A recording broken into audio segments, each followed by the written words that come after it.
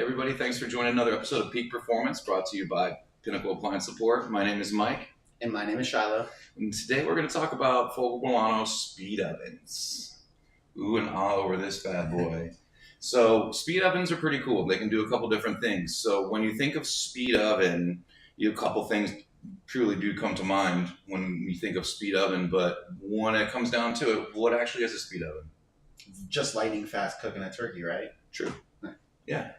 So speed oven is a speed oven because it brings the benefits of an oven and a microwave. So when you think microwave, you think super fast. When you think oven, you think you're going to do those low and slow kind of cookings. We're bringing the best of both worlds together. So then we can speed cook. We can actually cook some products with microwave and like a convection bake or broil, because we don't have a bake element inside of here, but we do have a convection element and a broil element. So it combines different cooking modes to actually cook how you guys want to extraordinarily fast. The downside is this rack right here is not supposed to be used during any portion of microwave cooking. There is a rack, however, that you can use. Shiloh, go ahead and show them this bad boy. So this one can be used during microwave cooking if you want to do multi-layer cooking. So if you want to put something underneath it and then put something on top of it, you absolutely can. But there's a big sticker on this rack. As soon as you open your brand new microwave, it says, please do not use with microwave function. And you have to peel the sticker off. So just be mindful. If you're using microwave function, take this out and use the other round one. But if you're using just traditional cooking modes, conventional cooking modes like convection bake or broil, it's going to 100% suit you in there just fine. Perfect. I'm going to take a couple of seconds here to just go through the user interface. So we do have a power button in the top right corner. I'm going to recommend to press this firmly or hold it for about 2 seconds. Once it comes on, you're going to see a couple of different things on the display. On our left side keyboard, we have built-in recipes. We'll explain those a little bit further. We've got our digital display. This is not a touchscreen, just so that everybody's aware. It's not TFT? It is not TFT. I can't swipe, I can't click. So if you do catch yourself, which I do often, trying to click on settings, it won't work. You've just got to navigate with your left and right arrows and then use the OK button to enter. Now, as I go back here, the most important thing I want to go into is the cooking. So once you enter, you'll see exactly what we've been speaking about, the traditional cooking and the microwave cooking. So up here in traditional, we'll have our convection royal, our convection roast, and then just our broil element. And then down here with the microwave cooking, we have a time defrost, we have a wait defrost, we have our standard microwave cooking, we've got our broil with microwave, and then our true convection with microwave. You have an amazing memory. I try my best. So another thing, once you open the door on your speed oven, you're going to notice that this light's going to kick on immediately. This light is going to stay on until you come in and press this little red icon. That's your light bulb. That will go ahead and turn your light off. Mike, anything I missed? No, not as far as when the electronics or any. Oh, actually, let's talk about the recipes for a second. So you guys will notice that there's multiple keypads in there. So when you guys actually go into the service mode of this, and we'll talk about service in a little bit, but you can actually see how many keypads are plugged into your actual interface. This one has 2 keypads. You've got your interface here, keypad for your directional keypad, and then you've got some recipes. And I'll let Shiloh kind of discuss those recipes with you guys. So if we do use our arrows to go over to recipes and enter, you'll be able to see all of the preset recipes. Now this is not going to walk you through step by step how to make a lasagna, but let's say you head to the store, you're in the quick rush, you jump into the freezer section, you're like, let me get a Stouffer's lasagna. This is going to work wonders for you. You can go straight to the lasagna option. It'll say you have a 1-pound lasagna, cook it at this temperature for this amount of time. I pop it in the oven, hit my lasagna button, it's good to go. I can walk away and leave it for about an hour and 15 minutes. Same thing can be said if I want to do a roast of an entire bass. I can go into fish, I can go to my whole, and I can say I want to do a baked sea bass, and then it's going to tell me the suggested weight and the suggested cooking time, and then it's also not going to use a preheat. I can hit start, throw my whole bass in, and walk away for about 25 minutes. You can actually save a couple recipes too. So if there's recipes that you end up using more often than others, let's say you have teenagers that come home and cook pizzas when they get home from school or something along those lines, or make themselves a snack. This is a quick preset, an easy way for them to use the microwave and make themselves some food. The recipes are a very cool feature. So let's talk about service a little bit on these guys. So some of the things that we do see on them are actual keypads failing. It's pretty obvious. Little buttons on the keypads will fail. When you push an OK button, it may not say OK. It may not actually go in there. You can go into the system logs, so you can actually navigate to the wrench icon, and you can go into event logs and see any error codes that have been listed. So if the unit has had any previous error codes, you can go through the event logs. You can actually go back and erase them too, but I suggest not to. That way you can kind of remember what's happened to the machine. We didn't have any errors on ours, and then you can go into demo mode. So that's for a customer directly. That's all they will ever see. You can actually go into service mode. If you flip the breaker, you've got 5 minutes after flipping the breaker. Which two buttons do you press? Left and right arrow, or left and up arrow. And there you go. What's Two the difference? keyboards, left and up. 4 keyboards, left and up. Or no, right and left for the 2 keyboards. Left and right for 4 keyboards, left and up for 2 keyboards. Correct. One more time, left and up for 2 keyboards, left and right for 4 keyboards. Yep, so you push those 2 buttons while you have the splash logo where it says Fulgor Milano on the display, and then it will enter you into service mode.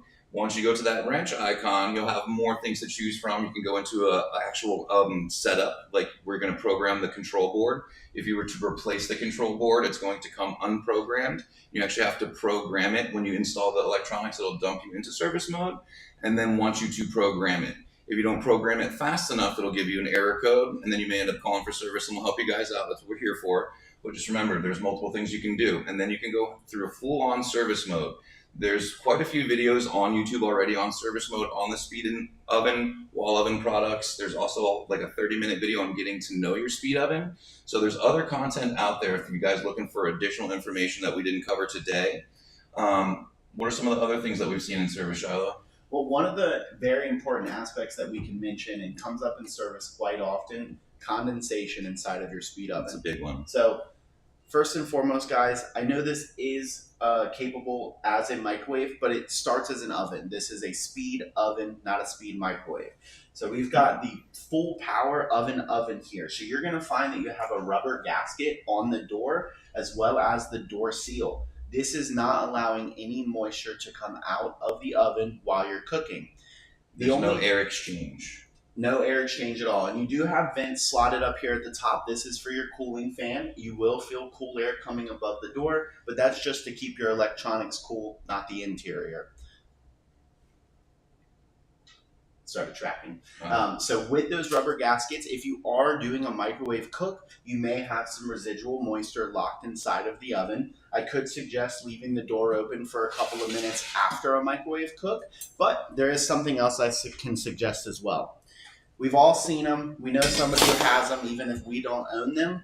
This is a quick guard that you can purchase at your local big box store, like a Walmart or Target. It's just a microwave safe dish cover. You're going to put it right over your food, and this is going to help keep the condensation trapped into one central location. And you might get less moisture on the bottom, on the glass wheel, or on the walls or door. Correct. That's one of the big ones. Is excessive condensation is a complaint. And that's because we have 2 door seals. It wants to hold the heat in there. If you want to do a convection bake and you're going to actually do some baking in there, you want to make sure that heat's retained. You don't want to lose that heat. So that's why we have this door seal here and engages. And that's why so much moisture is created inside of there, especially if it's something with a high moisture content or something that's frozen. If you're going to maybe do like a Bob Evans tub of mashed potatoes for 6 minutes, you might have some excess condensation inside of there because it's a frozen tub of mashed potatoes. So you kind of have to understand what you're working with when it comes down to it, but these covers do help tremendously. Let's talk about the glass tray for a second too. So we had some instances where the glass tray would stutter or it wouldn't spin at all. So you would close the door, you turn the machine on, and the glass would rotate for a few seconds, it would stop, it would try to rotate back the other direction and it would stop, or it would just not turn whatsoever. So what we found was, there was 2 different issues that we found actually. First issue was with your little gear here, for your turntable gear motor, these ended up having some issues where they would sparkle during microwave cooking mode. And it's just a simple replacement of this, and that will go ahead and take care of that and resolve that for any future issues. But as far as the plate goes, it was slightly too large, and it was actually coming in contact with the choke of the bottom of the microwave plate here. So what the factory actually did was we ground down the edges like a good eighth of an inch. So that way, if you do end up experiencing something like that where the turntable is stuttering, it's just a replacement of the glass at this point. No service is needed, no intervention is needed. It's just replacement of the glass. Now it has the clearance and it's able to fully go through its rotation during cooking modes. If you guys have that option on. And then another thing that we have, if you do have a button that's not responding on one of your keyboard modulars, service is going to be quite easy. It's a whole replacement of the keyboard modular, and it doesn't take any programming as long as we're not replacing the display. It's a very easy done, or easy repair too, even on the wall ovens. So you uninstall the machine, you pull it out slightly, you got a couple screws on each side, you can drop your control panel, you have access to everything right there. It's a very simple repair. One of the other things that I will mention in this, because it's the first gen speed oven, the light interior here. This light is only accessible from the exterior of this machine. So if this light does go out during the warranty period, we will pay for that light to be exchanged during that warranty period. Because the technician is going to have to come out, uninstall the microwave to actually access the light cover to replace the light bulb. So we will take care of that for our customers. Anything else that we're missing? I think all in all, that's a pretty good wrap of the Fulgor Milano Speed Oven. Again, great utilization, versatility, bringing the power of an oven with the speed of a microwave. And when it comes to service, there's really not that many issues once you do have the know-how for the condensation. Yep. And using your booklet, remember, a lot of the icons are just icons. Sometimes there's no words. So keeping a little cheat sheet and keeping your booklet by you until you learn your product a little bit better was going to help you tremendously, because you're going to be scrolling through and wondering what those symbols mean, and just having a quick reference guide may help you tremendously.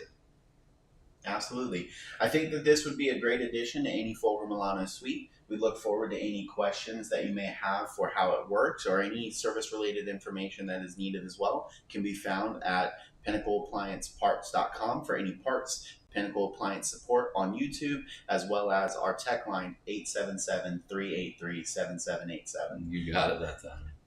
All right. Thank you guys for joining us on this episode. We hope you guys have a wonderful day.